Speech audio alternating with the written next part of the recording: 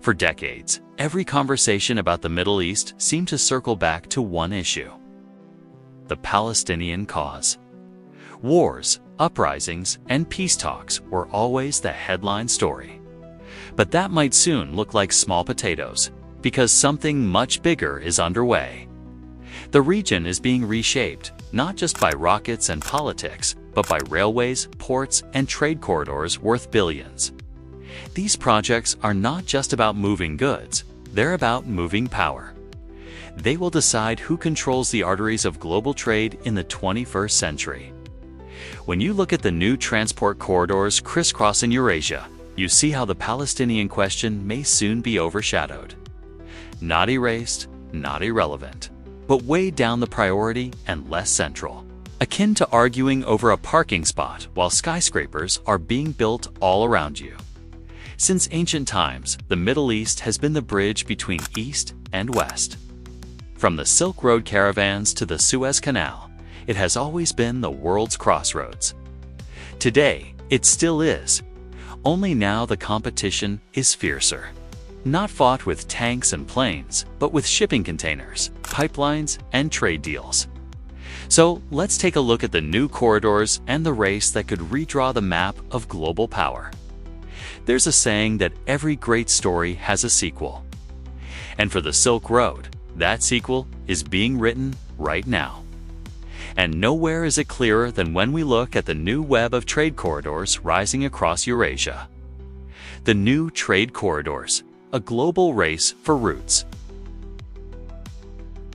Since ancient times, the Middle East has been the bridge between East and West. It was the heart of the Silk Road, where caravans carried goods from China to Europe. Later came the Suez Canal, cutting through Egypt in 1869, linking Europe with Asia by sea. Today, the Middle East is still that vital crossroad. But now, the competition is fiercer. Not fought with armies, but with railways, ports, and pipelines. With trade routes that promise wealth, influence, and power. Let's explore the new corridors shaping the 21st century. Number 1. China's Belt and Road, the new Silk Road. The modern race began in 2013, when China's President Xi Jinping announced the Belt and Road Initiative, or BRI. He called it the New Silk Road. There are two parts: a land route through Central Asia, Iran, and Turkey. A maritime route through Pakistan's Gwadar port and the Suez Canal. But for China, the focus was never just transport. The real prize: energy. China is the world's biggest buyer of oil and natural gas. More than half of its crude oil and a quarter of its LNG comes from the Middle East. Since BRI's launch, China's trade with the region has doubled. With the Gulf states, it's tripled.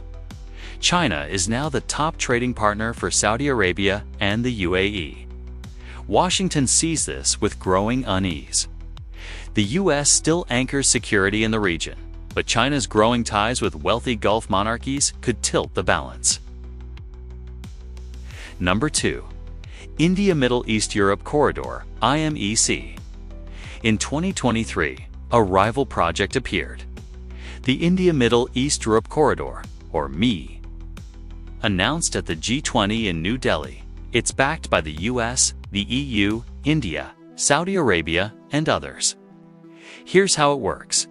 Goods leave India by ship, land in Gulf ports, then travel by train across Saudi Arabia and Jordan into Israel. From Israeli ports, they're shipped onward to Europe. But IMEC is more than trains and ships. It includes power lines, hydrogen pipelines, and digital cables, a complete corridor for the future.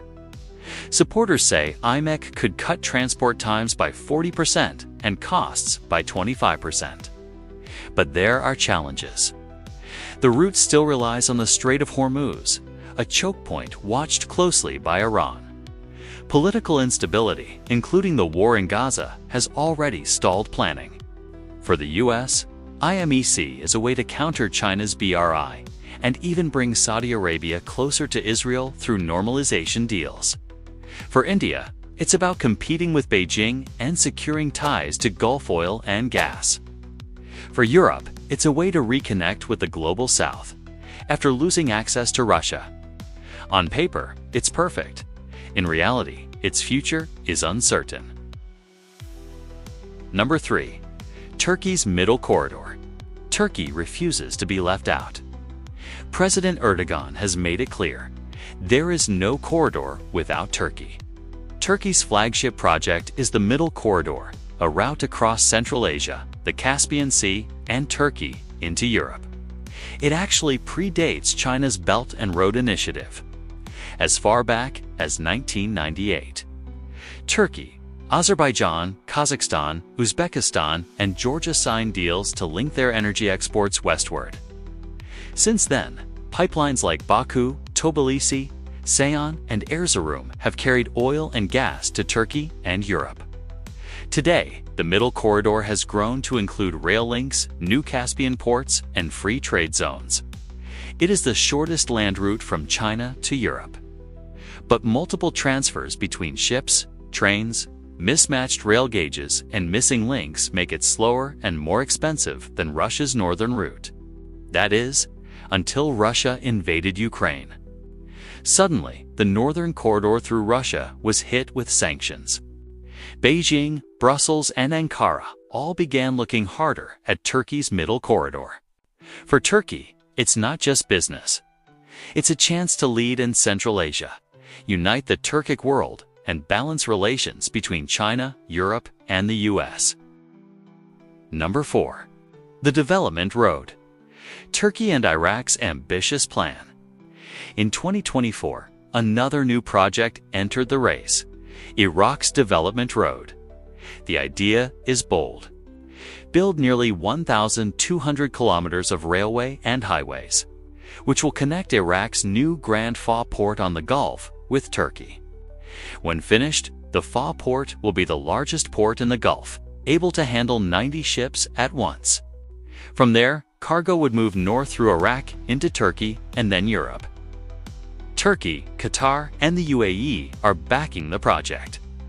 The UAE's involvement is especially interesting.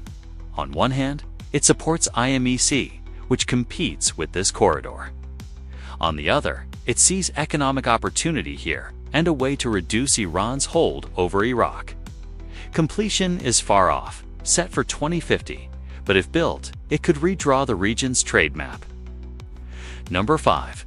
Russia's North-South Corridor. Russia, too, has its own plan: the International North-South Transport Corridor, or INSTC. This route links India's port of Mumbai with Iran, then moves north by rail or ships across the Caspian Sea into Russia. The payoff: shipments could be 30% cheaper and 40% faster than going through the Suez Canal.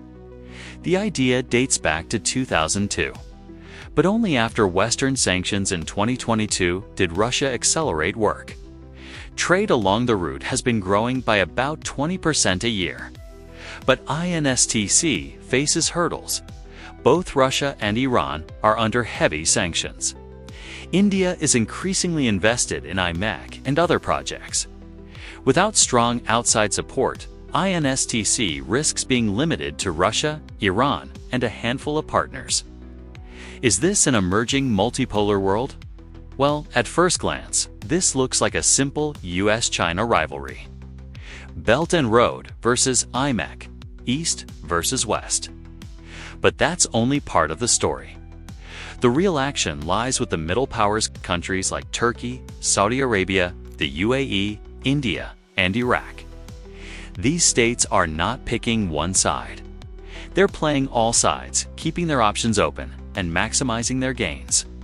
The UAE, for example, is a US ally, part of IMEC, and signed the Abraham Accords, but it also supports China's Belt and Road.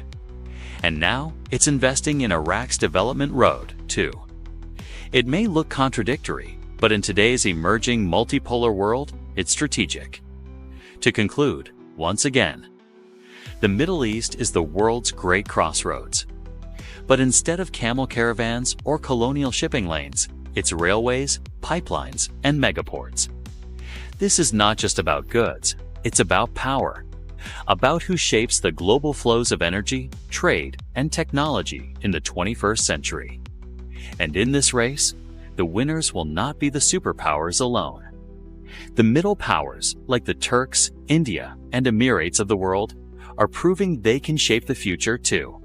It's the Middle East, so of course, expect some turmoil. Enter Iran. You see, the Islamic Republic of Iran is very agitated by Azerbaijan's deepening alliance with Israel, and also the August 2025 U.S. brokered peace deal between Azerbaijan and Armenia, which grants the United States management and control over the strategic Zangezur corridor adjacent to its border. The Islamic Republic may continue to be a thorn in everyone's skin. The corridor wars have begun. The map of global trade will never look the same again. Thanks so much for watching all the way through. If you enjoyed this video, don't forget to smash that like button. It really helps the channel grow. Drop a comment below and let me know what you think or what topics you'd like to see next. Also remember, sip and subscribe. The button is down there, and ring the notification bell so you never miss out on new content. Stay awesome, stay hydrated, and I'll catch you in the next one.